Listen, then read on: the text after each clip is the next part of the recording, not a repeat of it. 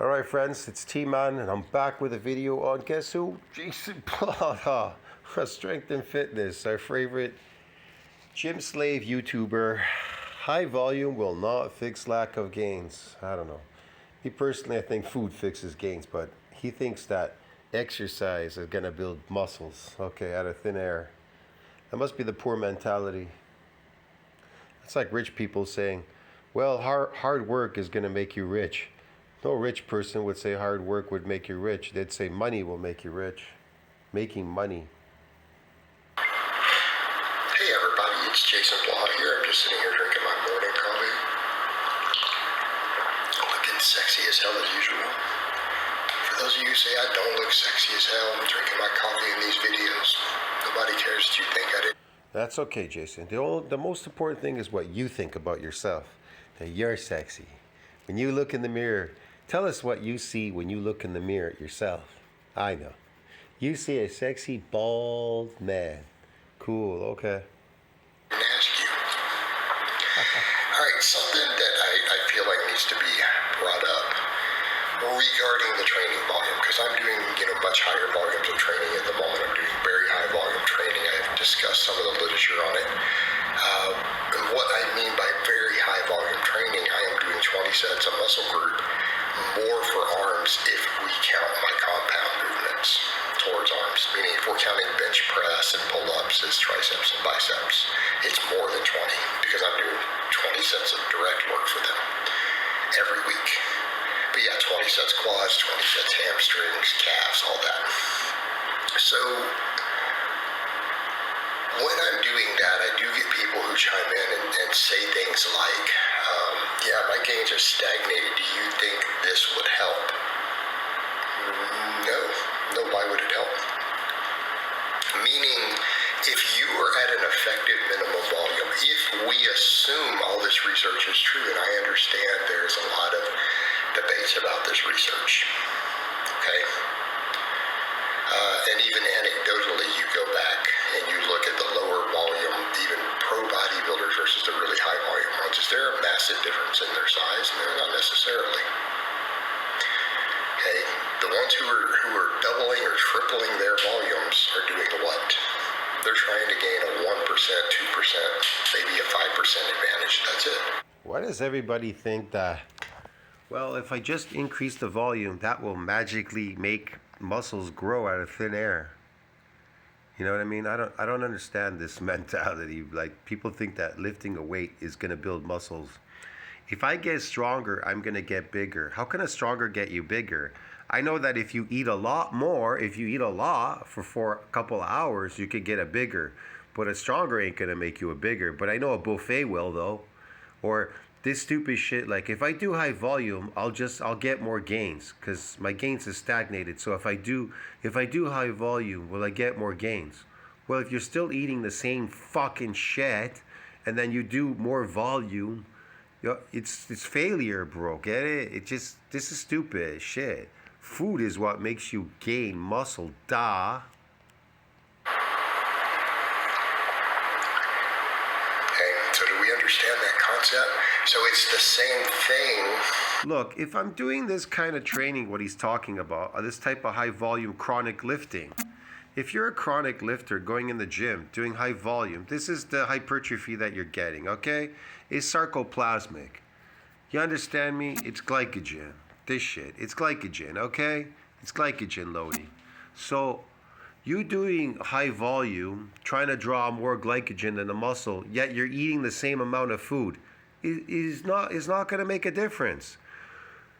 Look, here's the thing. If you want to get more of these fake sarcoplasmic hypertrophy muscles doing this volume, just eat more glycogen. Look, glycogen synthesis needs to exceed that breakdown. What type of glycogen is the best? Complex carbohydrate, that kind. Yes, that's the kind.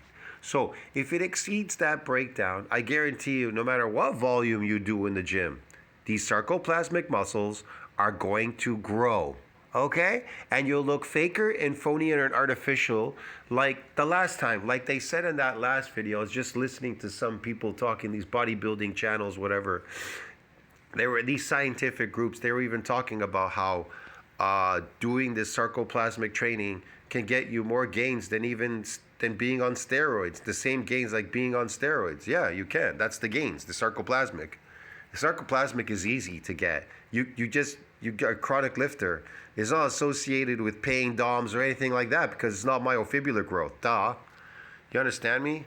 It's any easy. I gotta do any easy. I gotta get a fake muscles. I gotta go in a pump. I gotta pump all the time in the gym. I gotta go for the pump. If you're going for the pump, then you're going for the glycogen synthesis. Yeah? Makes sense, yeah? See, if I keep lifting, if I get a stronger in the gym and I'm never getting a bigger, then why am I never getting a bigger? But you get these goof channels like Bald Omni Man. Hey man, I got a stronger. That's how I got a bigger. I gained 50 pounds of muscle. But then you get guys like Larry Wheels that says, well, after a competition, I went to the Golden Griddle, I ate for 5 days at the Golden Griddle, and I gained 53 pounds. So you think he got stronger to gain those 53 pounds? Duh! He went to the Golden Griddle. He gained 53 pounds eating at the Golden Griddle. Fuck, man. People are so daft on the internet. You people are so dumb. You think that weights have some kind of magic power. They're going to make your muscles magically get big like this crazy puppet fear. You got crazy people like this. Mentally sick people. Prophet fear. Here. Look, he's got me all over his stupid channel because he's an idiot. He can't get enough of me. Sick person. What is this? 8 hours ago, 9 hours, he's popping up fucking videos. He tries to, look, I don't even know where it was. It's a short. It's a short, I don't know where it is. It's him doing this. Oh yeah, he put it in his community section.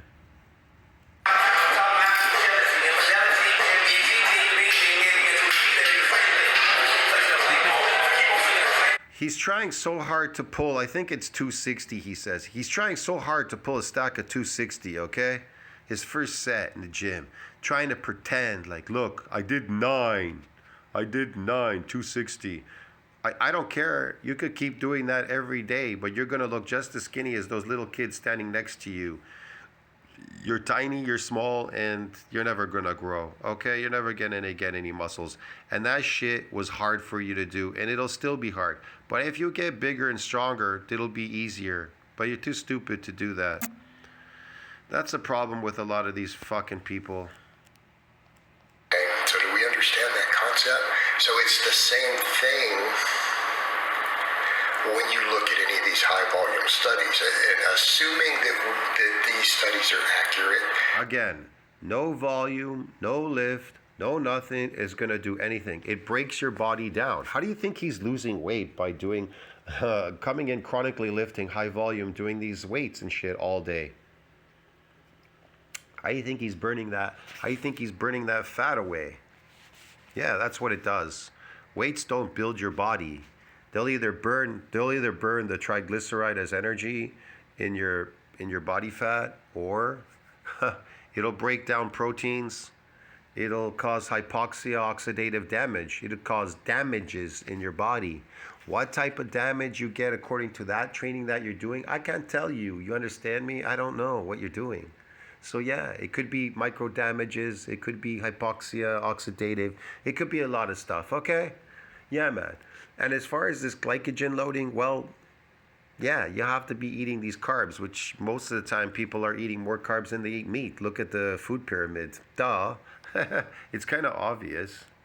That they're an accurate representation of the larger demographics. Because keep in mind, all these exercises. I'm going to tell you right now, if you don't have money, you can't build your body. Again, people ask me, how did you build your body? And I always tell them, money built my body.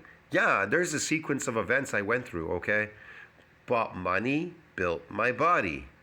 I couldn't have built my body injuring it repetitively, week after week after week. Every single week I'd come back to the gym, damage the fuck out of it, and then go down to the buffet and eat for a couple hours, then go to a restaurant and eat, go to a cafe and still keep eating all day. I had money. I wasn't gonna cook. If you crazy, I could never cook that much at home.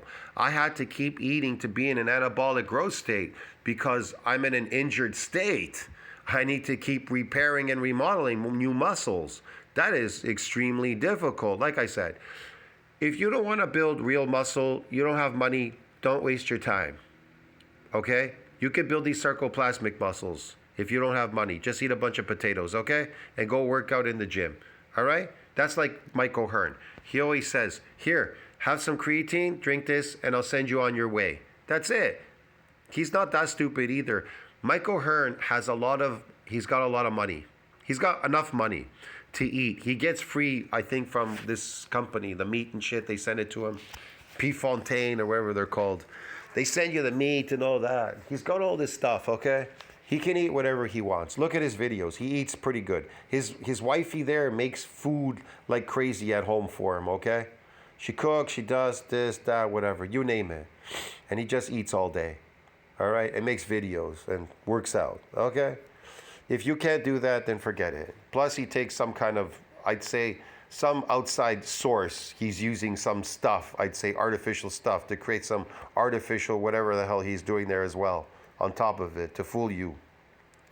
You understand? So yeah, it wasn't built through, I would call, myofibular training, which is extremely difficult. These are small sample sizes. They're not always double blinded. There are considerable problems in the field. But what are we talking about? We're talking about people who do 10 or 15 sets. They're gaining this amount of muscle. Keep in mind, what you're looking at for comparative data and all these. I like how he always says, they're gaining this amount of muscle.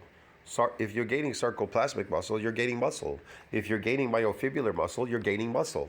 But is one artificial and one is based on what? Real and artificial. You understand the difference? Studies on volume.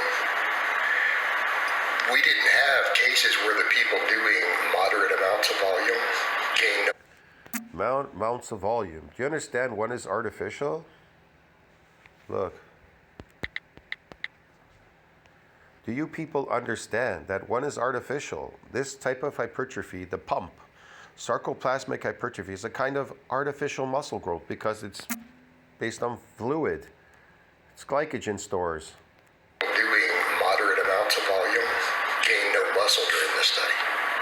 They're all on good programming written by coaches who are making sure they're training. Why does he make it so complicated? Glycogen synthesis needs to exceed that breakdown to build those glycogen muscles. To build myofibular growth, protein synthesis needs to exceed that breakdown if there is a breakdown there, if you ever accomplished a breakdown. It's very complicated. You know, I put it in my community section. People may not even understand that either. They're too stupid to understand the differences in bodybuilding. Look, there's a section here, I think I put it here just recently. See this? The role of supporting cell population in satellite cell mediated muscle repair. One guy says to me, oh my God, it says like 20 days or something or whatever. Yeah, I wouldn't get into all that. I just put one section here, okay? And I put the wheel. So it says here, in this section, it says skeletal muscle repair, regeneration, and adaptations. That's how they adapt. Okay, adult skeletal muscles frequently exposed to various stimuli, which has the potential to place the tissue into states of metabolic stress. Ever heard of that? Metabolic stress? They talk about this. Oh, we're lifting, we're getting metabolic stress. Yeah. Okay. What are these metabolic stresses? And they elicit structural damage. So what type of structural damages do they elicit? Well, muscle damage can occur due to a variety of reasons. And here they are. Blunt force trauma, myotoxic agents, ischemia, dystrophy, eccentric exercise or unaccustomed exercise. All right? They never say accustomed exercise. They never say chronic lifting. Chronic lifting in muscle damage, in muscles that get damaged. You understand me? They say nasty stuff called eccentric exercise. They don't say concentric exercise. They say eccentric. Now, if you don't understand what the fuck that means, eccentric exercise, you need to go back to school, okay? They say unaccustomed exercise. They never say accustomed. They say unfamiliar forms, unaccustomed.